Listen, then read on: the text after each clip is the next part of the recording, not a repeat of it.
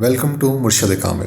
میری چھوٹی بیٹی میری نہیں ہے اور یہ بات میری بیوی کی دوست نے مجھے بتائی ہے جو اس کی کولیگ ہے۔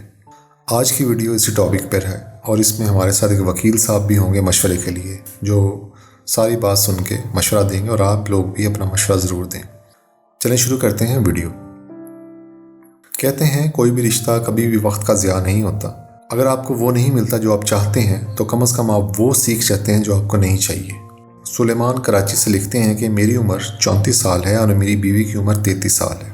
کل میری بیوی کی بہترین دوست نے مجھ سے رابطہ کیا اور اس نے بتایا کہ اس کے شوہر اور میری بیوی کے درمیان افیئر چل رہا ہے اور میری 3 سال کی بیٹی بھی دراصل اسی کی بیٹی ہے۔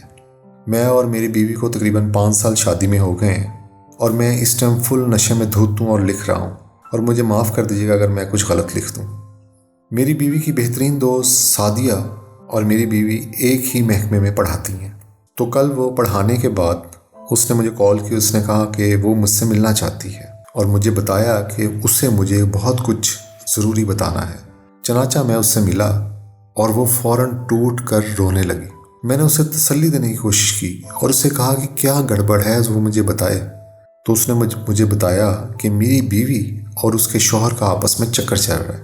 اس کے مطابق یہ معاملہ برسوں سے چل رہا ہے۔ اس نے مجھے یہ بھی بتایا کہ اس کا شوہر میری بیٹی کا باپ ہے، اور جب اس نے اپنے شوہر سے اس کا پوچھا تو اس نے اس کا انکار نہیں کیا اور وہ مان گیا، جبکہ میں نے اپنی بیوی کو جب یہ بتایا تو اس نے ہر بات ماننے سے انکار کر دیا۔ لیکن جب میں نے اسے بتایا کہ مجھے یہ باتیں سعدیہ نے بتائی ہیں تو وہ ٹوٹ ٹوٹ کر رونے لگی۔ میں واقعی نہیں جانتا کہ مجھے کیا کرنا ہے۔ میرا مطلب، کیا یہ سب کچھ جھوٹ ہے؟ کاش یہ جھوٹ ہو۔ میری چھوٹی بیٹی کیا میری نہیں ہے؟ میری بیوی نے سالوں سے ہر چیز میں مجھے دھوکہ دہی بنائی رکھا۔ اب بتائیں میں کس کے لیے جیوں؟ مجھے نہیں معلوم کہ مجھے کیا کرنا چاہیے۔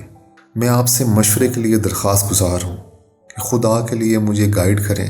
میں اس ٹائم فل نشے میں ہوں اور مجھے نہیں سمجھ آ رہی کہ اب میں کیا کر سکتا ہوں۔ سب سے پہلے تو میں آپ کی کیفیت جان سکتا ہوں۔ اس ٹائم وکیل کرنا یا کچھ اور کرنا یا فیس بک سے اپنی تصویریں ڈیلیٹ کرنا، سب سے زیادہ بہتر ہوتا ہے کہ اپنے لیے ایک معالج ڈھونڈنا، جذباتی طور پہ، سائیکی طور پہ آپ کو اپنی سائیکولوجیکل جو صحت ہے اس پہ توجہ دینی ہوگی۔ پر ہم وکیل صاحب سے مشورہ لے لیتے ہیں۔ دراصل آپ نے جتنی شراب پینی ہے آپ پی لیں، آپ کو آخر اس سے بات کرنی ہی پڑے گی، بجائے کہ آپ اس کا حل کوئی بہترین طلاق کا وکیل تلاش کریں۔ اس سے بہتر ہے کہ آپ ارد گرد کے خاندان اور دوستوں سے رابطہ کریں۔ دیکھیں، وہ بچی کا نطفہ تو آپ کا نہیں ہے، لیکن وہ بچی تو آپ کا باپ مانتی ہے اور وہ آپ سے محبت بھی کرتی ہوگی۔ تو جب وہ محبت کرتی ہے آپ سے، آپ کو اپنا باپ مانتی ہے، تو آپ ہی اس کے باپ ہوئے، تو آپ کو اس بچی کا خیال کرنا چاہیے۔ اگر آپ کوئی فیصلہ لیتے ہیں یا کچھ اور کرتے ہیں تو وہ بچی کی زندگی تباہ ہوگی۔